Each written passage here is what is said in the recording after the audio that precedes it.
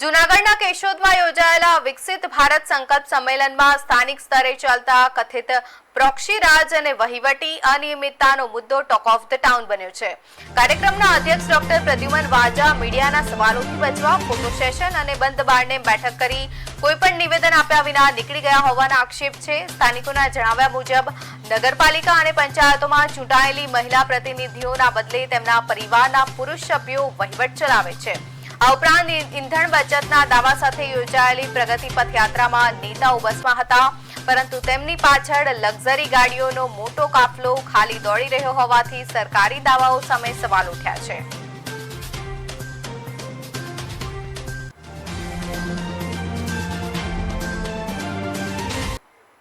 વડોદરા જિલ્લાના સાવલી તાલુકા ભાજપ યુવા મોરચાના પ્રમુખ પ્રફુલ્લસિંહ સોલંકીએ પોતાના ઘરે ગળે ફાંસો ખાઈ જીવન ટૂંકાવી લેવાના ચકચારી મામલામાં નવો વળાંક સામે આવ્યો છે। મૃતકના પરિવારજનોએ ગંભીર આક્ષેપ કર્યો છે કે પ્રફુલ્લસિંહ છેલ્લા કેટલાક દિવસોથી ભારે માનસિક તણાવ અને ડિપ્રેશનમાં હતા, કારણ કે ગામની જ એક પરિણીતા તેમને ડેસર પોલીસ સ્ટેશનના કેટલાક પોલીસ કર્મચારીઓ દ્વારા તેમને સતત માનસિક ત્રાસ આપવામાં આવી રહ્યો હતો। આ કથિત અસહ્ય માનસિક દબાણથી કંટાળીને તેમને આ અંતિમ પગલું ભર્યું હોવાનું સામે આવ્યું છે।